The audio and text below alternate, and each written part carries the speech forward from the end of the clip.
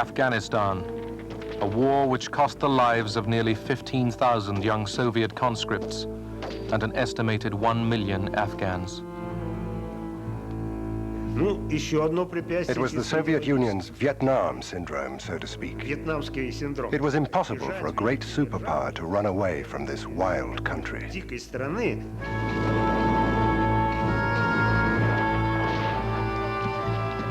The United States supplied billions of dollars of weapons to unlikely allies, Islamic fundamentalists.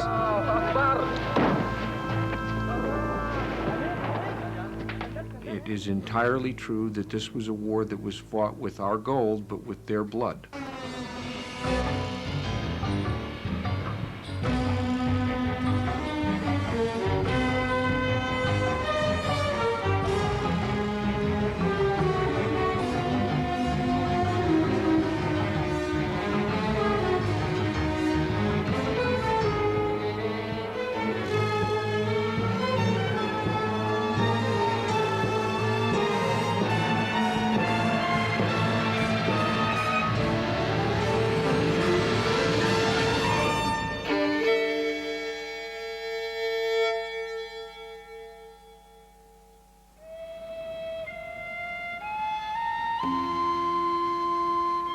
The Panjshir Valley in the Hindu Kush Mountains of Afghanistan, a rural, traditionally Islamic country of 15 million people.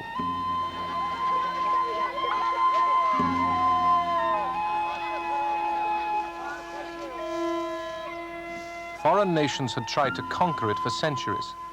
None succeeded.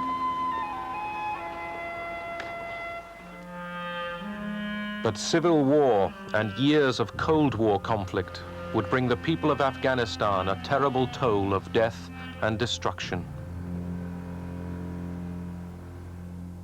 In the 1970s, Afghanistan became a focus for superpower rivalry.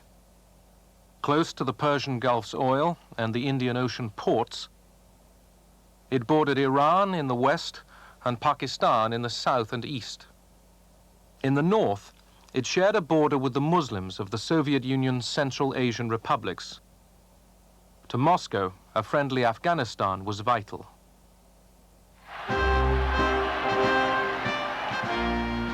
Kabul, Afghanistan, April 1978. A military coup brings a left-wing regime to power. Soviet cameras portray it as a romantic, popular revolution. Crowds were organized to celebrate the change of power.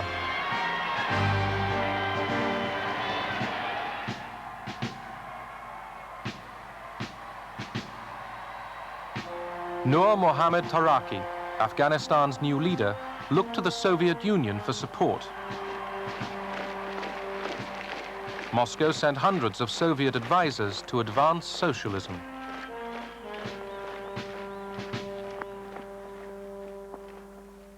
The vast majority of Afghan people had no jobs. Afghanistan was an agricultural country. We thought it was best to introduce land reforms and give land to the landless. It would enable them to work their own land and raise their standard of living. The left-wing regime set about reforming Afghanistan by decree. Land was taken from large owners and handed to the peasants who worked it.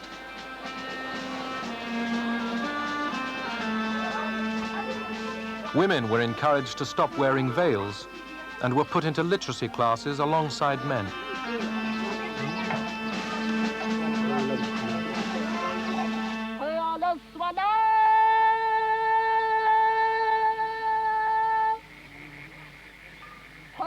In the countryside, the reforms were seen to threaten ancient customs and the authority of the Islamic priests, the mullahs.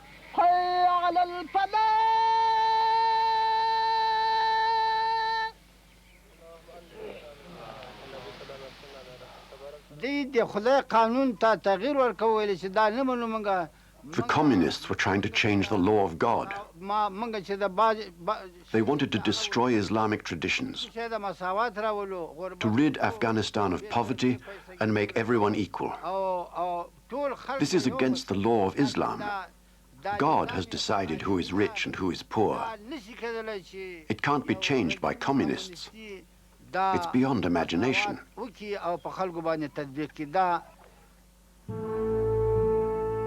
To counter communist efforts to spread their new doctrine, opponents of the reforms burnt down schools and universities. Thousands of Afghans fled to Pakistan to avoid the revolutionary turmoil. Resistance was growing throughout the country. Brezhnev and the Politburo tried to talk sense into Kabul. We couldn't understand how they could build socialism in just 5 years.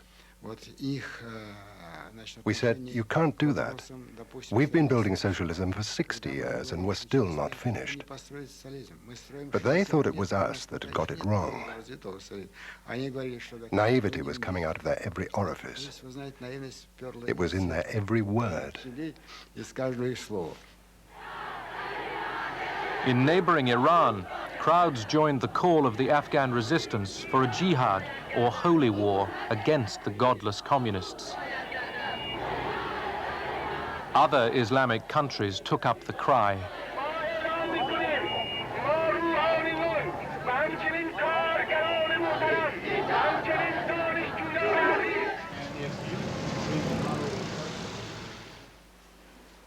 In Washington, National Security Advisor Zbigniew Brzezinski was convinced the left-wing regime in Afghanistan was a major threat.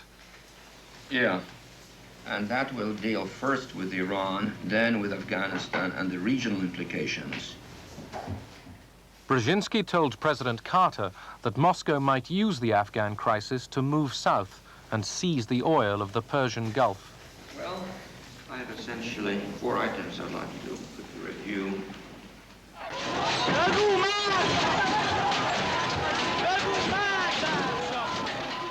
Brzezinski's fears for the stability of the region gained weight when mass demonstrations in Tehran led to the overthrow of the Shah of Iran.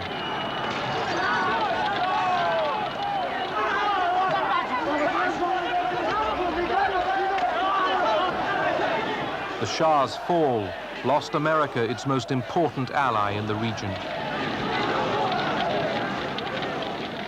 We're faced with the possibility that one way or another, before too long, we may have either a hostile Iran on the northern shore of the Persian Gulf facing us, or we might even have the Soviets there.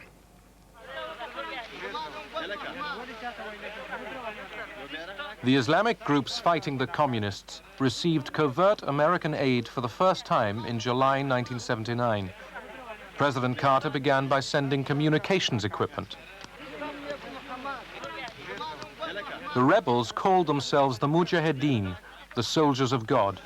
They were mostly peasants, organized by village mullahs and landowners. Many of their weapons were captured from the communist regime. From the refugee camps in Pakistan, recruits for the jihad walked for days across the mountains to reach the fighting. Ranged against the Mujahedin was a mechanized, Soviet-trained Afghan army.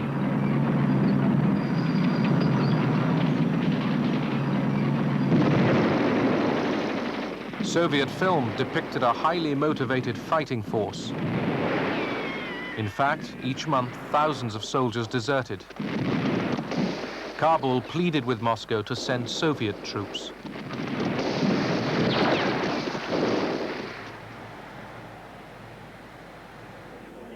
In the Kremlin, Soviet leaders repeatedly met to discuss the Afghan crisis. After mobs massacred Soviet advisors and their families in Herat, Kabul's request for Soviet troops moved up the agenda. The Afghans wanted us to introduce a limited contingent of Soviet troops to guard military bases. They just couldn't cope with the Mujahideen themselves. At first they spoke about a battalion, then about a brigade. They kept insisting and pushing for Soviet troops, but we kept refusing and refusing and refusing. President Taraki had an apparently devoted prime minister, Hafizullah Amin. Armin was the regime's strongman. In spite of the unrest, he was determined to drive on with the reforms. Armin launched a campaign of terror. He had opponents arrested and shot. I said to Armin that his policies were too harsh, that they were turning the Muslim population against him, like the land reforms which did not take into account Afghan traditions.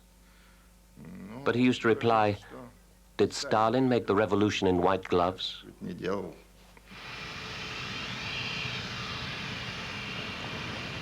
Afghan President Taraki flew to Moscow to discuss with Soviet leader Leonid Brezhnev how to curb Armin's excesses.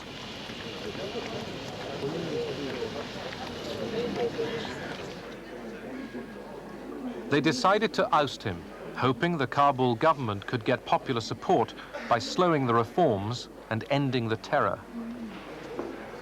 Moscow's secret plans leaked out. When President Taraki returned to Kabul, Armin had him seized and executed.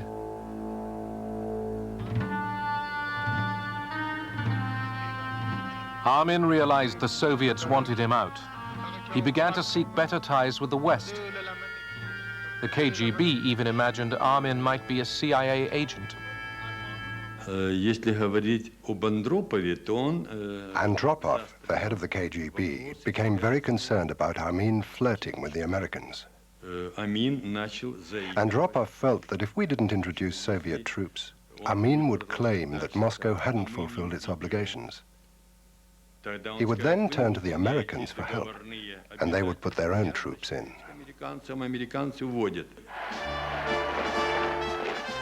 In Moscow, the arguments were mounting in favor of using an invasion to remove Armin.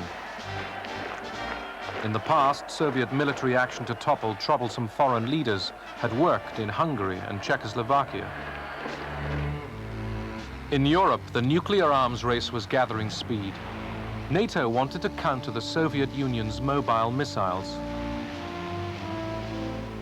On December the 12th, 1979, the West announced it would deploy hundreds of cruise missiles in response.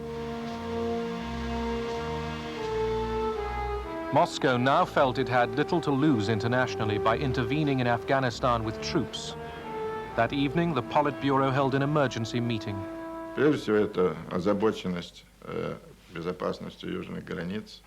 Our major concern was the security of the southern borders of the Soviet Union.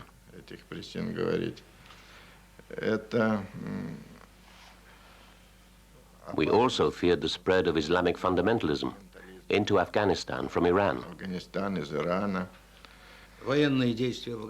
I said that military intervention in Afghanistan would be very difficult for our army. It would not necessarily lead to success. One only has to consider the conditions in Afghanistan, its geography, its history, and especially the independent nature of the Afghans.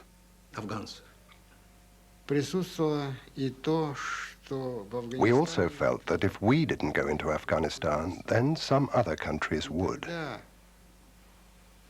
The intervention of these states could destabilize the situation on the Soviet-Afghan border and in the region as a whole. The Politburo took its fateful decision.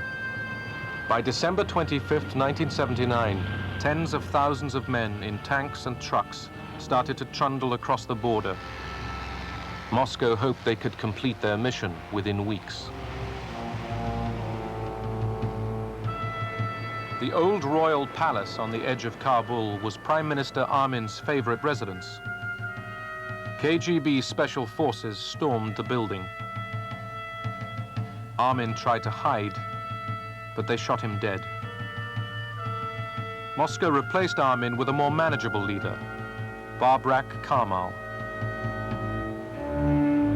Since the Cold War started, the Soviet Union had never invaded a country beyond the borders of the Warsaw Pact. Now, Soviet forces were stepping across the line.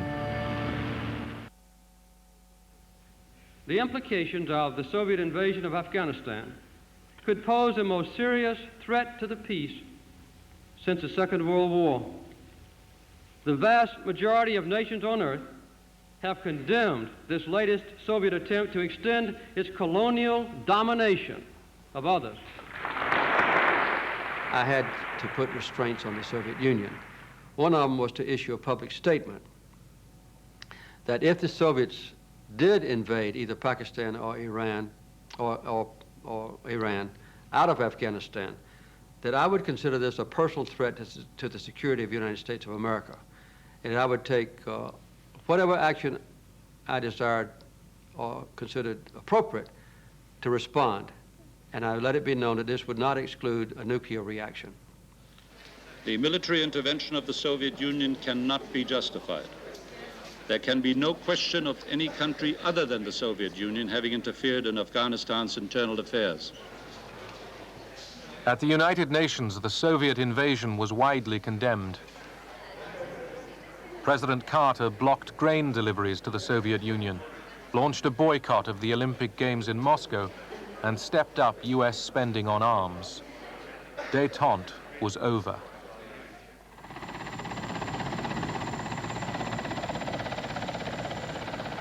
US National Security Advisor Brzezinski flew to Pakistan to set about rallying resistance. He wanted to arm the Mujahideen without revealing America's role. On the Afghan border near the Khyber Pass, he urged the soldiers of God to redouble their efforts. We know of their deep belief in God, and we are confident that their struggle will succeed. You know, that land over there is yours.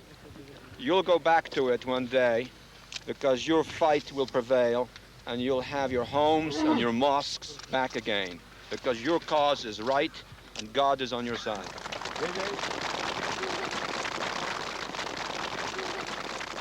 The purpose of coordinating with the Pakistanis will be to make the Soviets bleed for as much and as long as is possible. Do we know whether any Soviet units have reached these border posts? They're holding back. They are holding back. We started providing weapons to the Mujahideen from various sources again. Some, for example, some Soviet arms from the Egyptians and the Chinese. We even got Soviet arms from the Czechoslovak communist government, since it was obviously susceptible to material incentives.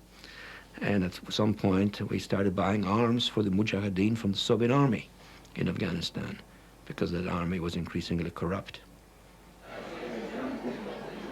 Brzezinski sought the help of General Zia al-Haq, Pakistan's military ruler.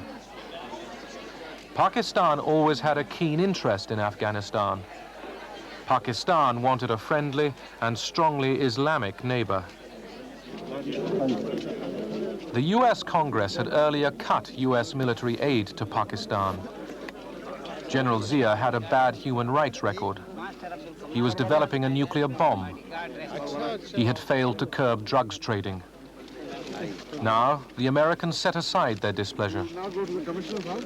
I think we had a double standard with respect to the Pakistanis, and we knew that there were big problems with drugs and that there were big problems with nukes, and we were prepared in various ways, in any way that we had to turn Nelson's eye to those problems, as long as the Afghan resistance was being supported via the government of Pakistan, and that's what we did. In Afghanistan, the Red Army guarded cities, roads, and airports, leaving the Afghan army free for combat. By 1980, almost 100,000 Soviet troops would be deployed around the country. It was a civil war, but many of the Soviet conscripts were told they were coming to Afghanistan to confront Americans. After we took our first Afghan prisoners, we started to realize that the Americans were not there. We said, Americans? What Americans? They're not here. But the KGB officers said, oh, they're in the rear. They're advising the Mujahideen just like we advised in Cuba. Maybe they're teaching them how to fight. But the more operations we carried out, the more we realized that the Americans were not there.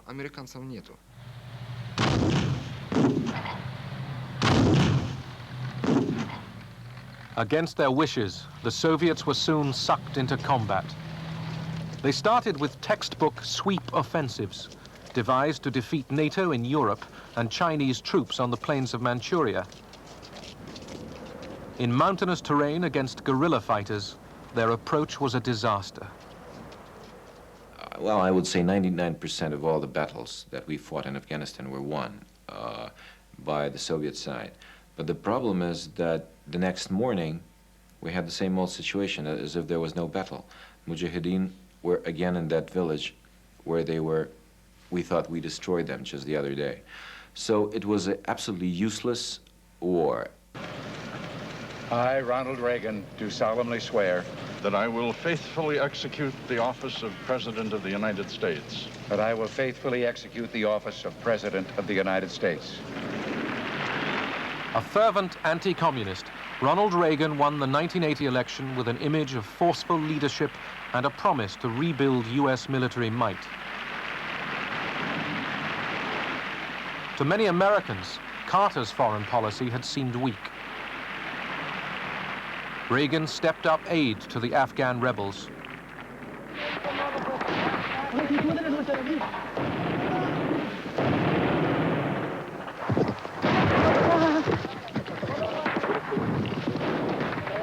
The Mujahideen were made up of numerous factions.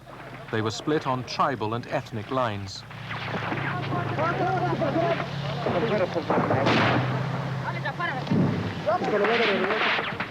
When the Mujahideen weren't fighting the Soviets, they sometimes fought each other.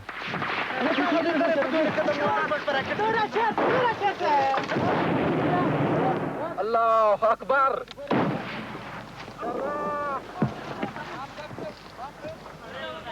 The Mujahideen often captured military equipment in working order, but were so disorganized that within hours it would be made useless by looting.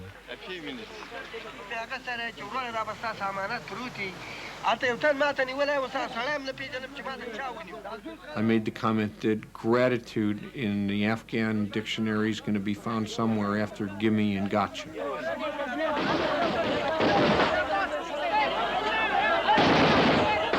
On the other hand, there was a constant undercurrent of understanding that while we were providing the means to wage this war, they were waging it. And that it is entirely true that this was a war that was fought with our gold, but with their blood.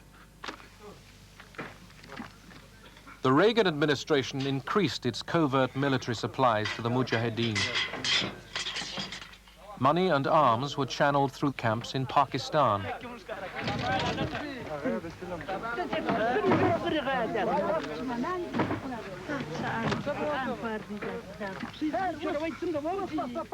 By controlling the way aid was distributed, the Pakistanis hoped to install a fundamentalist regime in Afghanistan. They favored the extremist Gulbuddin Hekmatyar. The Pakistanis then needed to have people that they could manipulate. It is for that reason that American aid, whatever it was, and in the early period it was minimal, later it became more significant, was essentially directed by the Pakistanis to Gulbuddin at the expense of other groups. The arms were not distributed fairly. Despite our military successes, Pakistan only gave us 8 missiles. For 2 years, they cut all aid to my group. The Pakistanis had their own agenda. They gave the lion's share of weapons to the hardliner, Gulbuddin Hekmatyar.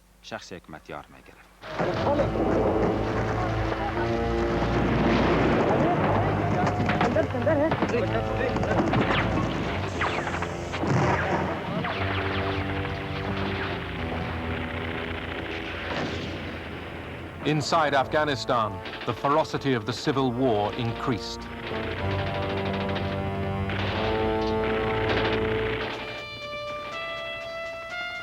After heavy casualties, the Red Army changed tactics. They abandoned massive armored sweeps and took to the air. Soviet commanders would be dropped in by helicopters to cut the Mujahideen's escape routes.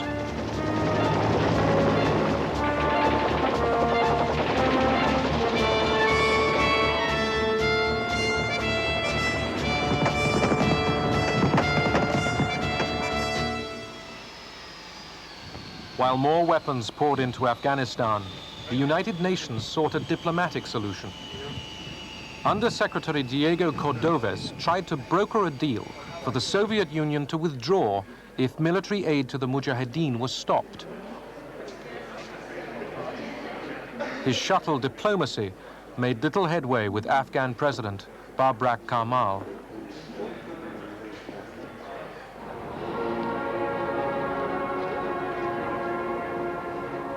Moscow, November 1982. After 18 years in power, Brezhnev is dead.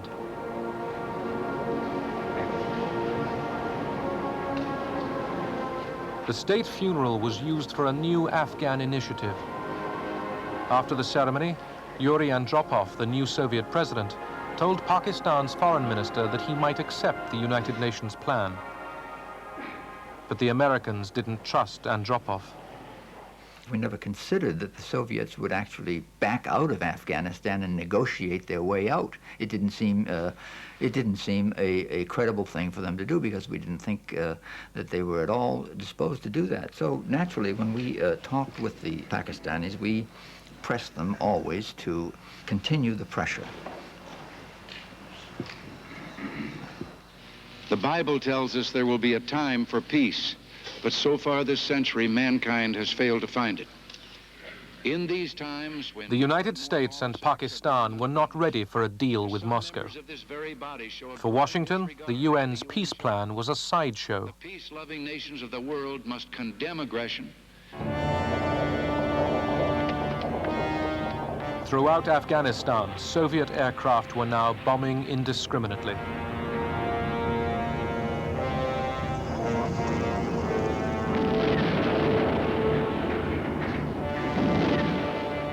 They pummeled village after village into oblivion.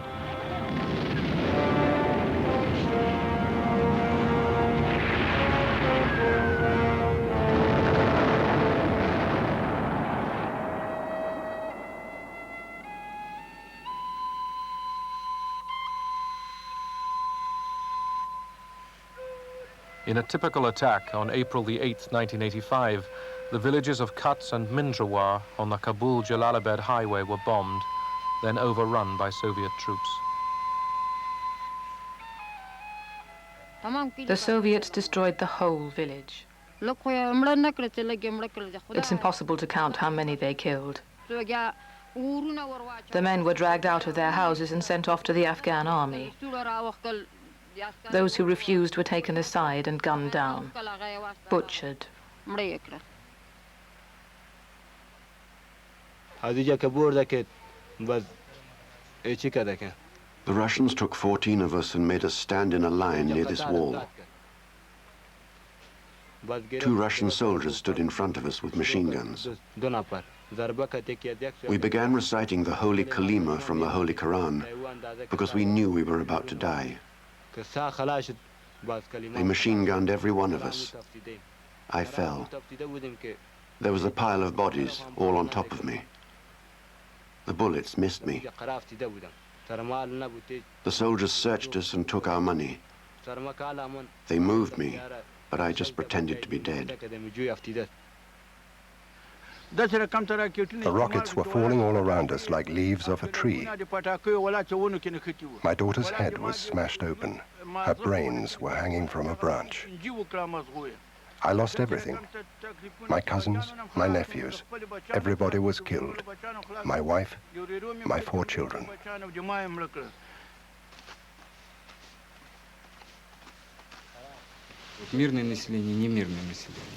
There was no such thing as a peaceful population. They were all guerrilla fighters. I remember how we once rounded up all the women and children, poured kerosene over them and set fire to them. Yes, it was cruel. Yes, we did it. But those kids were torturing our wounded soldiers with knives.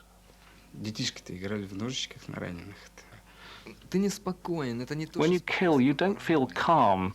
You just feel indifferent. You're paranoid. You lose your morality. You become very cold-blooded. Your soul grows cold because you're confronted with something you don't like doing.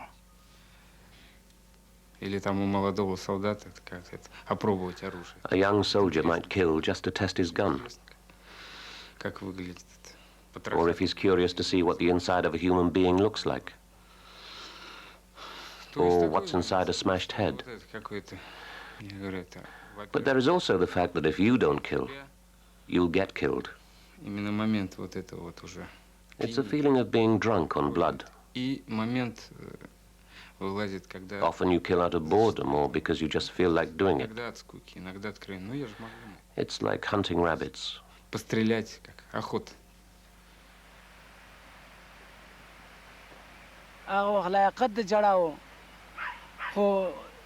We have cried so much that we can no longer cry.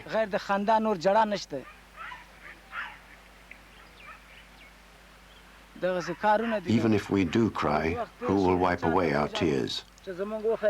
So you see, there's nobody to turn to anyway. We can only pray to God to take our revenge for us, because we are helpless.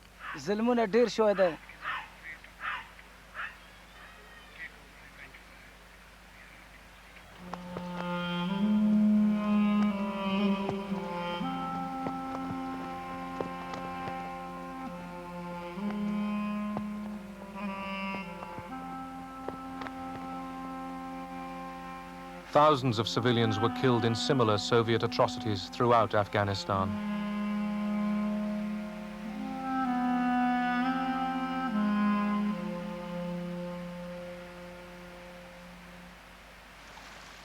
The Mujahideen committed their own war crimes, often executing Soviet and Afghan prisoners in cold blood.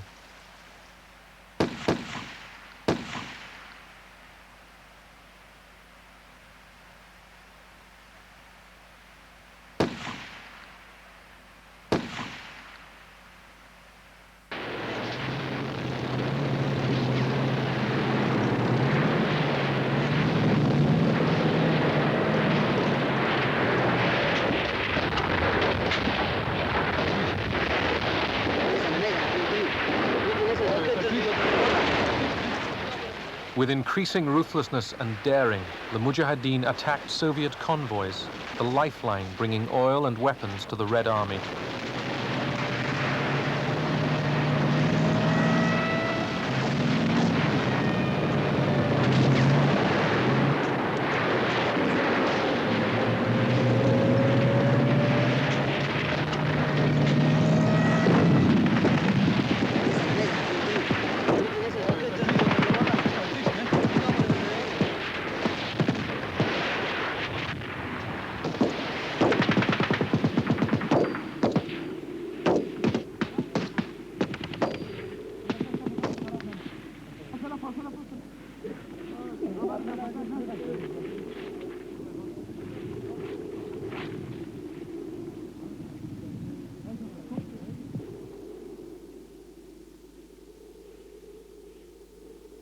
The toll of Soviet dead rose to as much as 2,000 a year.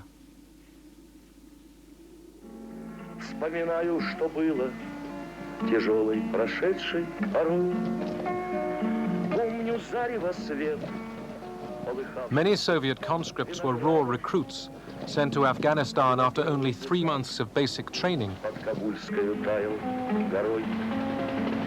Sickness, drunkenness, and drug abuse sapped the army's strength. The wounded got minimal care. The war seemed pointless.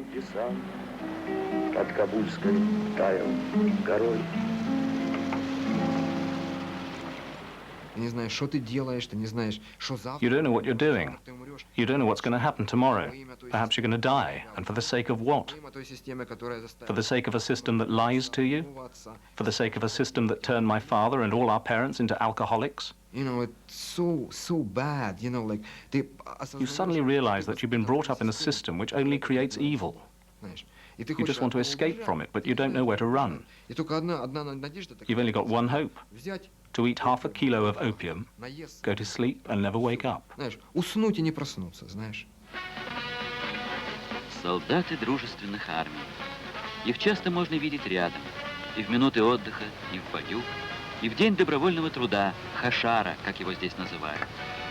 Мы побывали на одном из таких дней, когда воины участвовали в строительстве новых корпусов детского дома Ватан, Родина. Ибо советский воин не только защитник, но и созидатель. Немало народно-хозяйственных объектов Демократической Республики Афганистан было сооружено. The propaganda was repeated daily in the Soviet press. Returning veterans began to reveal the Soviet troops' true role. But Soviet newspaper readers searched in vain for accurate reports. Basically, it was total disinformation of the Soviet public. Soviet soldiers were not fighting a war, the propaganda said. They were building schools, kindergartens, roads, and guarding caravans with food. That's it. In cemeteries across the Soviet Union, the cost of the invasion became impossible to hide. Many Russian mothers lost their only child.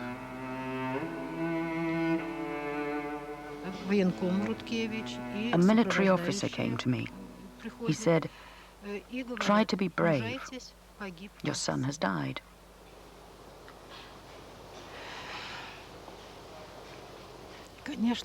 I couldn't believe it. No. I'd only received a letter from him the day before.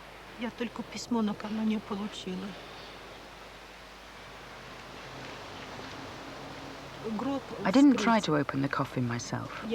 My brother wanted to, but we were not allowed.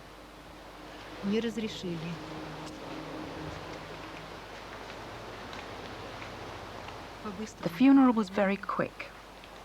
They buried him, and that was it. It's very hard.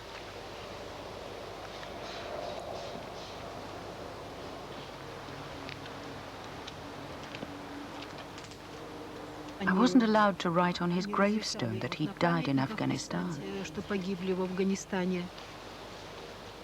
I could only write in small letters at the bottom that he'd died while fulfilling his internationalist duty.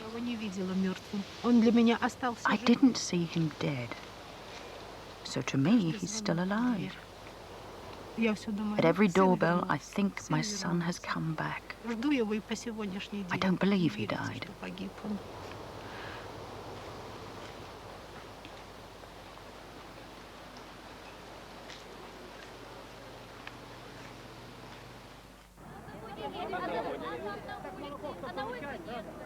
In March 1985, an energetic new leader took power in the Kremlin.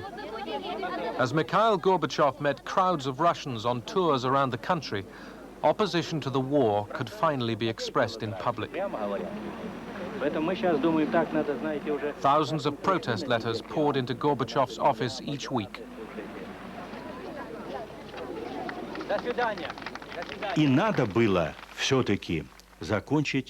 We had to finish this war, but in such a way that the Russian people would understand why tens of thousands had died and tens of thousands had become invalids. We had to explain what it was all for. We couldn't just run away from there in shame. No. We needed to find a process. There was an obstacle, an ideological one. It was our Vietnam syndrome. It was impossible for a great superpower to run away from this wild country, like the Americans in Vietnam.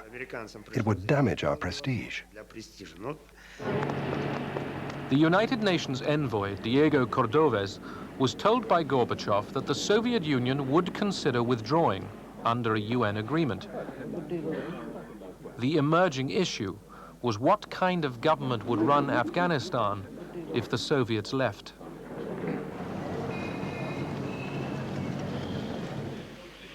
Hoping the US and Pakistan would accept a coalition friendly to Moscow, Gorbachev chose a new Afghan leader, Mohammad Najibullah. Gorbachev instructed Najibullah to offer talks with the Mujahideen about forming an Afghan government of national reconciliation.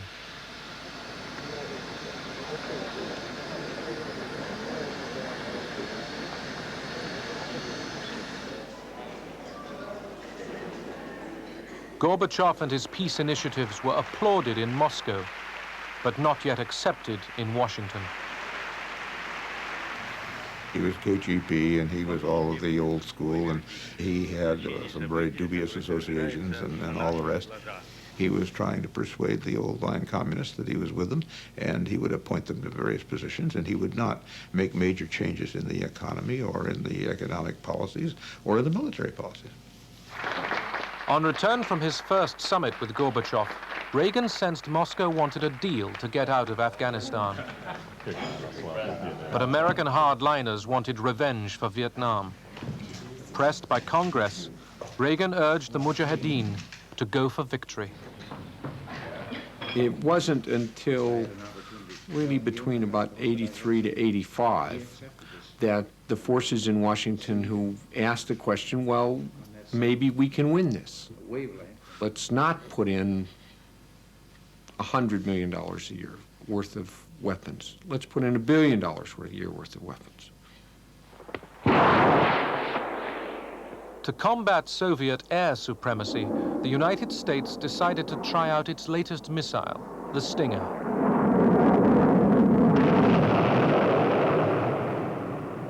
Field trials like this looked impressive as the shoulder-fired missile locked onto its target. By sending state-of-the-art American-made Stingers to the Mujahideen, Washington was making plain that America was directly involved in the Afghan war.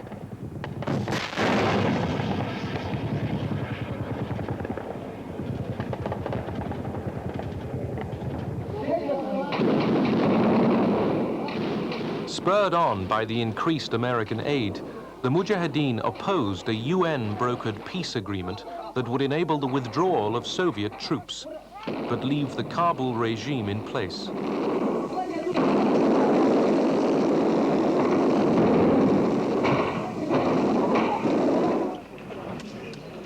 Signed in Geneva, the 1988 peace agreement barred further military aid to either side in Afghanistan.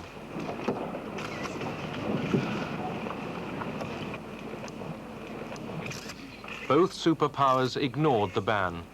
The supply of weapons went on. The Geneva Accords did not bring peace. Our basic feeling was that what the Russians were talking about was a way to get the resistance and the opposition of the West off their back, so to speak, and that they then would be free to pursue other methods of dominating Afghanistan, and that's what we did not want to have happen. The Americans didn't want a trace of Marxism left. They wanted to install an anti-Soviet puppet regime they could control. The bleeders, or the hawks, finally won. Our reason was very simple. If you carry on giving aid, we'll carry on giving aid. In 1988, under the terms of the Geneva Agreement, Soviet troops started pulling out.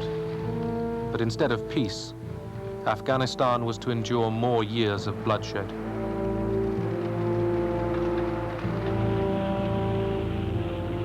Fighting among rival groups of Islamic fundamentalists continued to destroy the country long after the Cold War was over.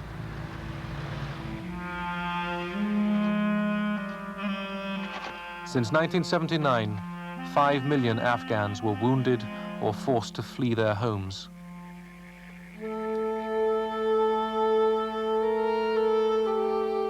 Almost 15,000 Soviet soldiers were killed. 1 million Afghans perished.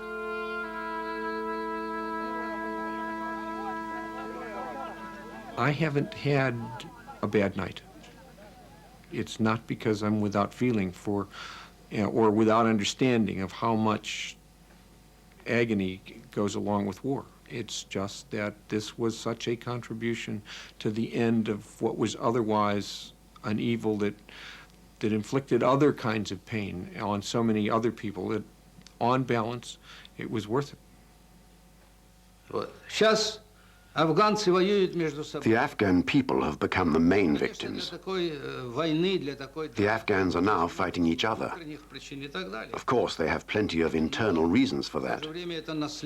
But at the same time, it's because of a legacy which started in the 1970s that they are now fighting each other with American and Soviet weapons. فما يكذبك بعد